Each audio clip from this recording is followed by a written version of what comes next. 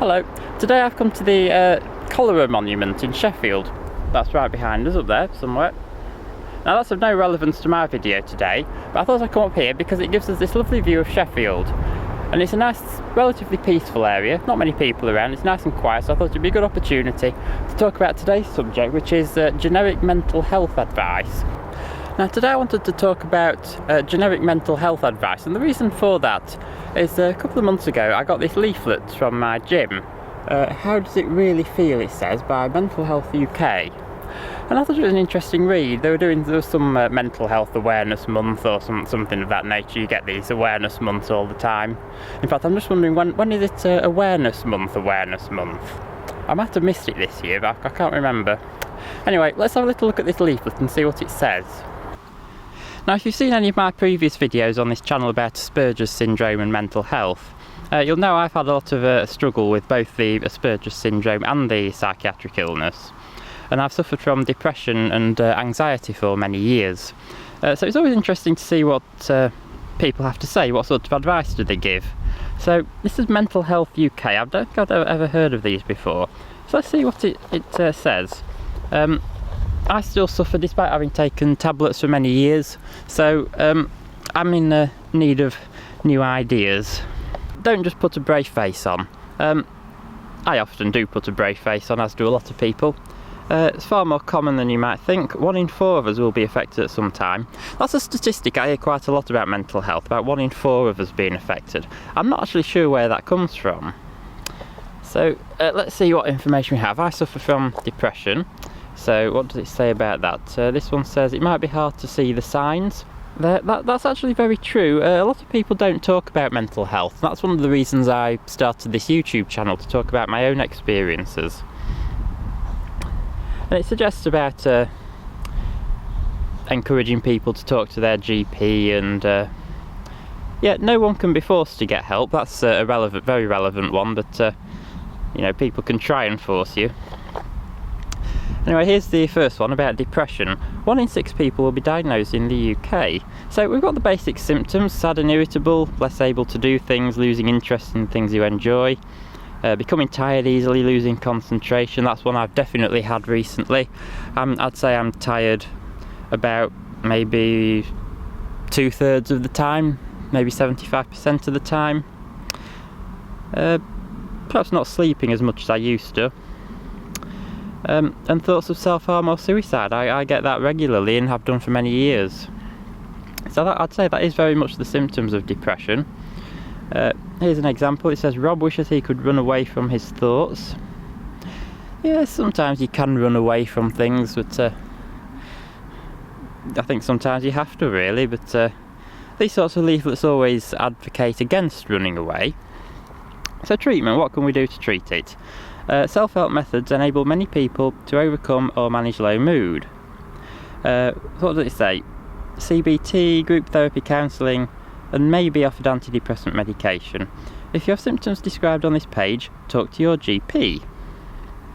Okay, so what do we have for other symptoms? What does it suggest we do? This one is stress. It's a good idea to talk to your GP. Anxiety. It's a good idea to talk to your GP. Worried about your mental health? See your GP. Your GP might prescribe medication or offer talking therapy. Here it says every GP has mental health training. They are ready to offer the right support. Why do people say this? I live in England. Here in England we have the worst healthcare system in the developed world. We have the longest waiting times, we have the lowest number of hospital beds for each person, we have the lowest number of doctors, we have the lowest number of nurses. We basically have the worst healthcare system in the developed world. And yet the only thing anything like this leaflet ever says is go to see your GP. Well, getting a GP appointment in this country is like getting blood out of a stone. They're just not there. All these charities, all these advocacy groups, all these leaflets always say they are ready to offer the right support, and in reality they're not. They never are. For starters, if you go and see a GP about something like depression, it's really pot luck as to whether they'll even take you seriously.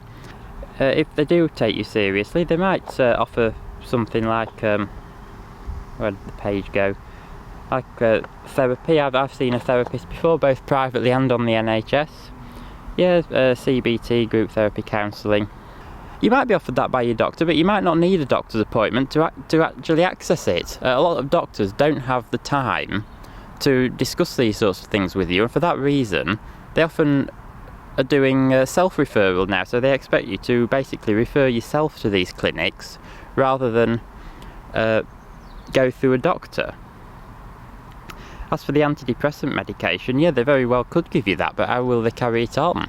Will they give it you next month? Will they be there to see you next month? If you take it for 6 months and become addicted to the stuff and you have to come off it, what about the withdrawal effects? These are all issues that these sorts of leaflets never seem to consider. So should you follow any of this generic mental health advice? My overall answer is no. If you think you've got a mental health condition like depression or anxiety or something like that and you've never had it before, then, or you don't know much about it, then these leaflets are a good source of information. They explain the symptoms in a very brief and easy to understand way, and they're a good source of information for that.